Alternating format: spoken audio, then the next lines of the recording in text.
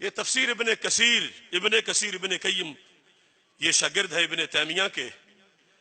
ابن کثیر نے یہاں پر وہ حدیث لکھی جو سرکار نے فرمائی، درجنوں کتابوں میں موجود ہے، راوی کی بحث بھی موجود ہے کہ بالکل سکہ راوی ہے.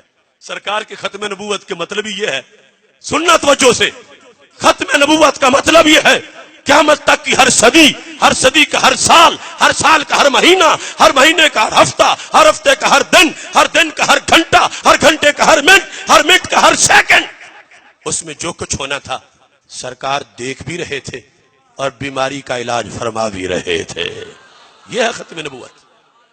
تو میرے آقا علیہ السلام نے دیکھا کہ ایک بہت بڑا فتنہ نجد سے اٹھے گا. سرکار نے کچھ علامتیں بیان کی اور اس حدیث پر میں نے 3 گھنٹے دبئی میں مناظرہ کیا. میرے پاس کوئی کتاب نہیں تھے، ان کے 3 مولویوں کو میں نے کتابوں کے بغیر ہی الٹا کر دیا.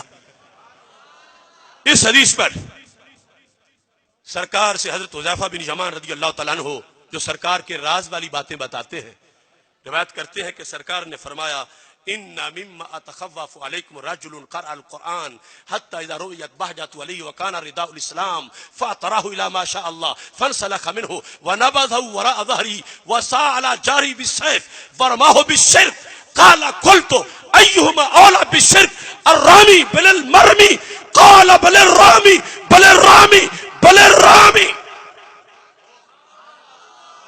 سرکار نے فرمایا مجھے امت پر ایک ایسے شخص کا بھی خطرہ ہے، جن کا خطرہ ان میں سے ایک ایسا. کون؟ ابن عبد الوہاب کی ساری نشانیاں سرکار نے بتائیں اور اس پر میں نے مناظرہ کیا. اور ابن عبد الوہاب کو اس حدیث کے نیچے سے وہ نکال نہیں سکے 3 گھنٹے تک. میرے نبی علیہ السلام نے فرمایا بندہ ہوگا تحریک اپنی چلائے گا قرآن پڑھ کے. اسی سے تم حیران ہوتے کہ قرآن کا ہی تو درس دیتے ہیں. سرکار نے فرمایا کہ قرآن پڑھ کے وہ اپنی تحریک چلائے گا. پھر وکان رداؤہ الاسلام، اسلامی لباس ہوگا اس کا، جبے وغیرہ جس طرح کی ساری صورتحال تھی. حتی اذا رؤیت بہجۃ علیہ، ظاہری رونق داڑھی وغیرہ بھی ہوگی.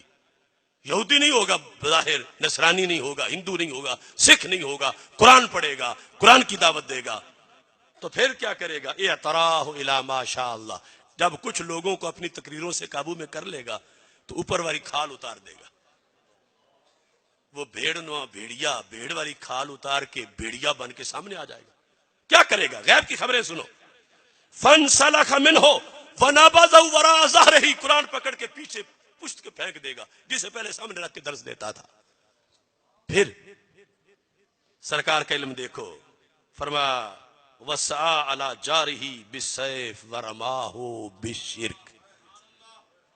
فرمایا امت پر شرک کا فتویٰ لگا کے امت میں ہی تلوار چلانا شروع کر دے گا. شرک کا فتویٰ، رماہ بالشرک، یعنی مسلمانوں کو جب قتل کرے گا تو کہے گا چونکہ مشرک تھے، ان کا خون بہانا واجب ہو چکا تھا، ان کی بیویاں چھیننا جائز ہو چکا تھا، ان کا مال لوٹنا لازم ہو چکا تھا. یہ فتویٰ لگا کے مسلمانوں کا خون بہاتا جائے گا.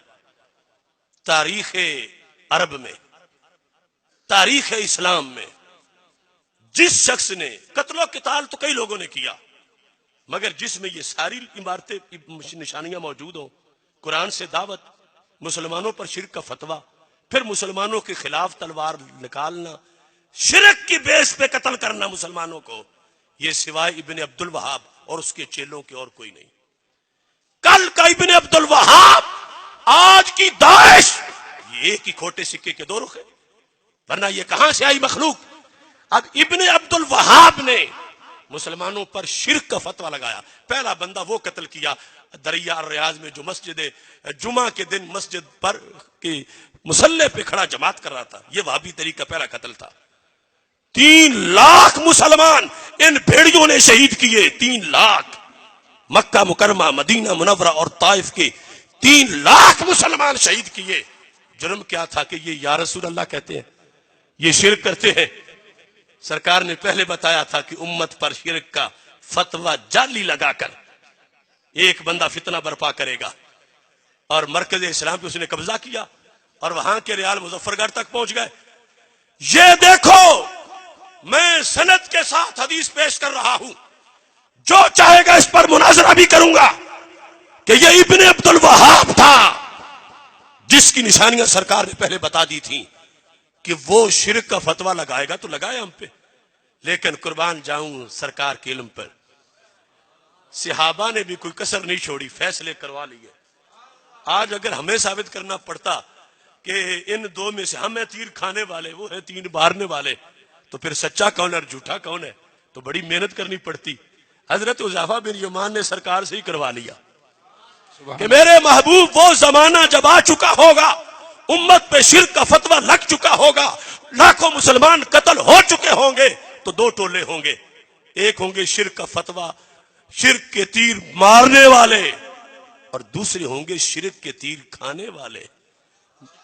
آپ یہ تو بتا دو کہ ان میں سے مشرک اور جھوٹا ہوگا کون؟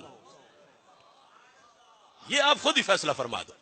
یہ لفظ لکھے ہیں ابن تیمیہ کی شاگرد کی تفسیر میں، ایہما اعلی بشرک الرامی بل المرمی، کیا مسلمان باقی مشرک ہو چکے ہوں گے یا شرک کے فتوے لگانے والے بھیڑیے خود ظالم ہوں گے؟